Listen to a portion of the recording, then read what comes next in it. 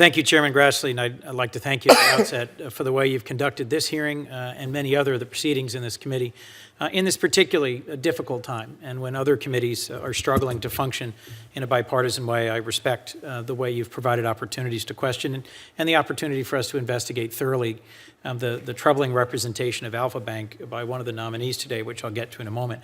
I just want to welcome all three nominees. Thank you and your families for your public service previously and going forward. And while I wish I had time to question all three of you thoroughly, I will mostly focus on the matter that's occupied many of my colleagues. If I might, Mr. Benchowski, I have concerns that the Attorney General has been violating the scope of his recusal. I have questions about it, as I referenced in our private meeting.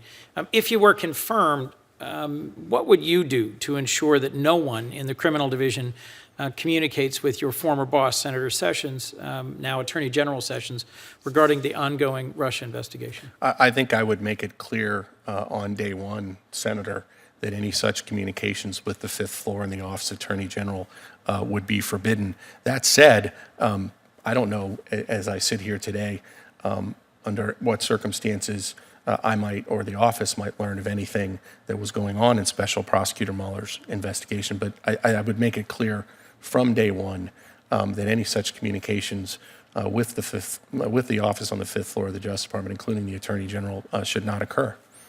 Ms. Friedrich, you served in the White House counsel's office during another politically charged time.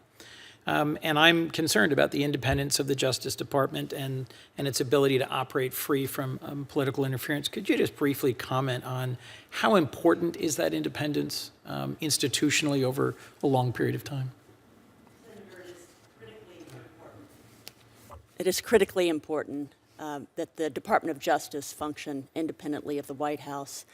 And as Mr. Benchowski has discussed, there are very clear rules about communications between the White House and the Department of Justice, and those happen only at the very high levels, and that's in order to protect the Department of Justice and its independence. Thank you.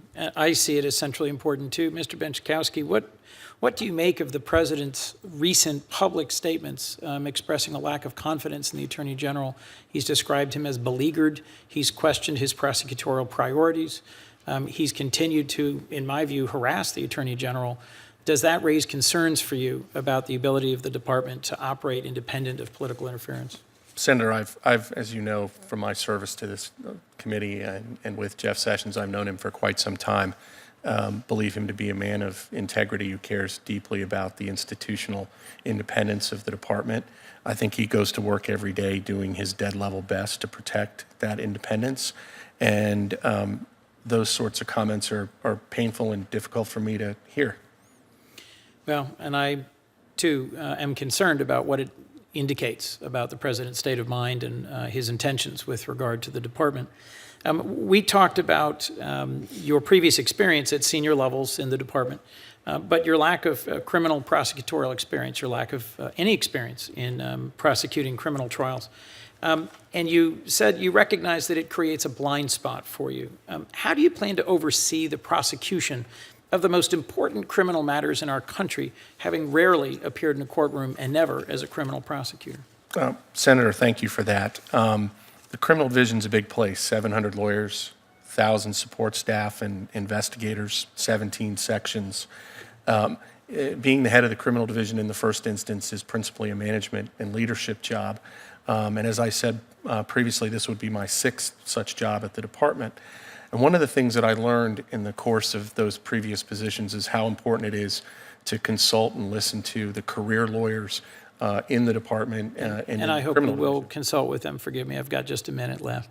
My larger concern, as a number of folks have said, you've got senior experience in the agency, you've got professional experience, but there is a disturbing trend across the Trump administration, across several agencies, of nominating people whose main qualifications are personal or political loyalty and who seem to have troubling and sometimes undisclosed ties with Russia. And I am struggling with the timing of your representation. I appreciate the opportunity we had to talk about the details of it, but I remain hung up on it. So let me ask a last question. You mentioned that attorneys from your team and Strauss Friedberg met with the FBI regarding the investigation into Alpha Bank, but you didn't participate out of an abundance of caution. What were you concerned about, and who did you consult? Did you consult the ethics committee at your firm, or the general counsel of your firm, or consult the model rules of conduct? What were you concerned about, and how did you act on that?